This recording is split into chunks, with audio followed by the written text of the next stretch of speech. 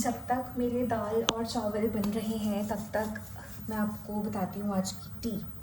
तो अभी हमारे साथ जो इस थर्ड रूम में शिफ्ट हुई है, she is Kahirvi and she is from East India. She has recently shifted to the North India and we met her through one mutual person. She is very very innocent. I mean जब आप किसी से बात करते हो आपको बंदे की वाइब, बंदे का ऑरा रीड हो जाता है ना। तो एक सेकेंड यार, की खुशबू तो बहुत अच्छी आ रही है। अब मुझे स्वाद लगने लग गया है गार्लिक डाल के खाना खाना। पहले मुझे आदत नहीं थी बट अब धीरे धीरे अच्छा लग रहा है। I am changing some eating habits in my lifestyle. ये बन रहे हैं चावल और इस पे आने देती हूँ मैं सीटी थोड़ी सी दाल को। तो फर्स्ट वी मेट तो मैंने उससे पूछा your name is spell like what. तो she explained and I googled. तो उसके नाम की स्पेलिंग है KAIRAVI, काय रावी। बट हमारे ईस्ट इंडिया में वहाँ की प्रोनाउंसिएशन होती है जैसे स्काई होता है वैसे काय। RAVI को स्पेल करेंगे RUH रह एंड वी, कायरवी। सो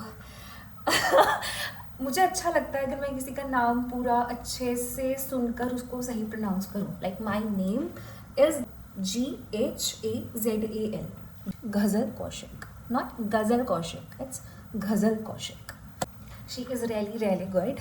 और अभी तो उसको ज़्यादा टाइम नहीं हुआ आए हुए, अभी मतलब 1.5 2 weeks almost, and she is not accustomed to this area, this place, the sectors, this region. So me and the other flatmate, we try to make sure that she is comfortable over here because in the end we all have to live together. और अभी एक flatmate नहीं है तो अभी Kairavi sleeping. So I am making dal chawal for हर। मैंने उससे पूछा था कि तुझे क्या खाना है। I gave her all the options available in the flat and she said yes, I will have it. So yeah, तो I hope उसको अच्छा लगे और मेरा मन करता है मैं उसको वीडियोज़ में लेकर आऊँ but she is very camera शाई पर्सन और मुझे लगता है हमें किसी की प्राइवेसी में इंटरवीन नहीं करना चाहिए क्योंकि वो कभी मेरे काम में दखलंदाजी नहीं देती। मैं यहाँ वीडियोज़ बनाऊँ, वहाँ वीडियोज़ बनाऊँ, बाहर बनाऊँ। तो if my flatmates are very cooperating कि मैं रात को चीख चीख के चिल्ला के बात करती हूँ, रिकॉर्डिंग करती हूँ, घर वालों से बातें कर रही होती हूँ, पे वक्त आती हूँ जाती हूँ, तो I guess I should also be a very good and supporting flatmate. So धीरे धीरे I make her go to all the places nearby and make her fall in love with North India. So yes, Kairavi. By the way, Kairavi का मतलब होता है moonlight. So good name for you to learn today. आज जैसे मैं videos बनाती हूँ तो उसने मेरे से पूछा था what are you doing in the kitchen with camera on. तो मैंने उसे कहा कि I make vlogs and I have recently started it. So she followed my channel और उसको हिंदी नहीं आती है इतनी बट जहाँ जहाँ मैं इंग्लिश में बात करती हूँ she is smiling, she is listening to it and then she is coming to me like bro यहाँ पे व्हाट डिड यू स्पीक। तो मैं उसको बता देती हूँ इसका मतलब ये होता है थोड़ा हरियाणवी का, जैसे मैंने गाना गाया था ब्लॉग में, बस what is this. I explain it to her कि ये एक हरियाणवी गाना है, वी हैव हरियाणा स्टेट, फिर उसका ये गाना है भी बहुत फेमस हो रखा है and I am vibing on to it. तो शी सेड्स okay brother cool. So yeah अच्छा लगता है यार जब तुम अपने ही इंडिया के डिफरेंट विभिन्न क्षेत्रों से लोगों से मिलते हो।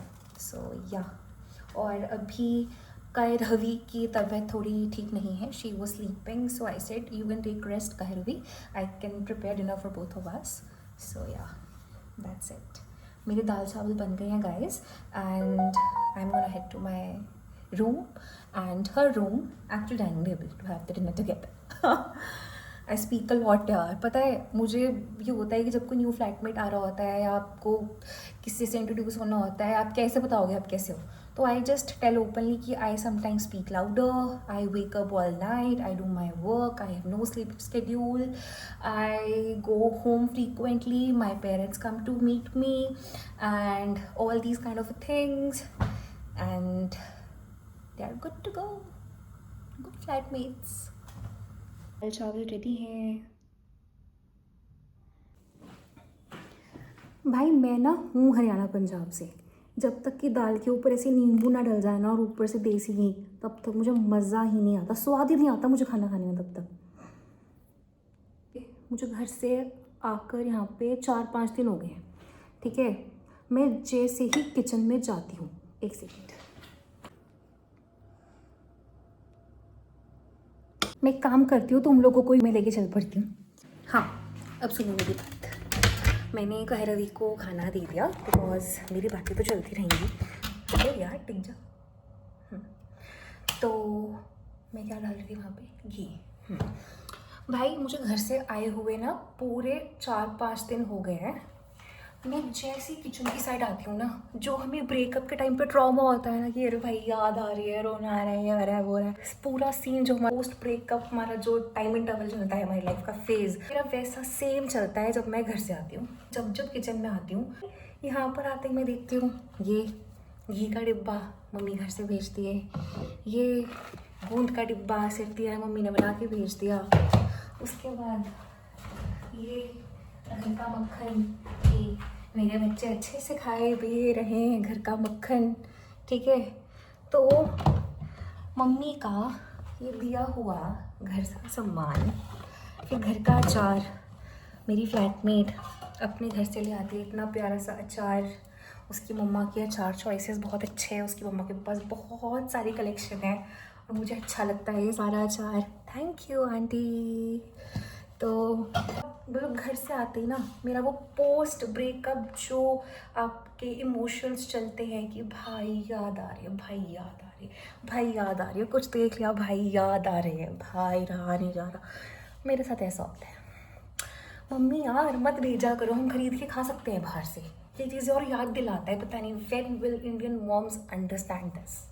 एक तो वहाँ से लेकर आओ, ट्रेन में आओ, कैब में आओ, किसी चीज़ में आओ, पूरा भर भर के बैग्स, थकावट हो जाती है, और यहाँ पे आने के बाद लगता है मम्मी यार ऐसे। मत भेजा करो यार, इतने इमोशनल बनाते अपने बच्चों को, और ऊपर से कहते हो मोटे हो गए। लग रही हूँ मैं मोटी, लग रही है मैं मोटी, वो भी जाओ तो क्या मम्मी आपने बिगाड़ा है।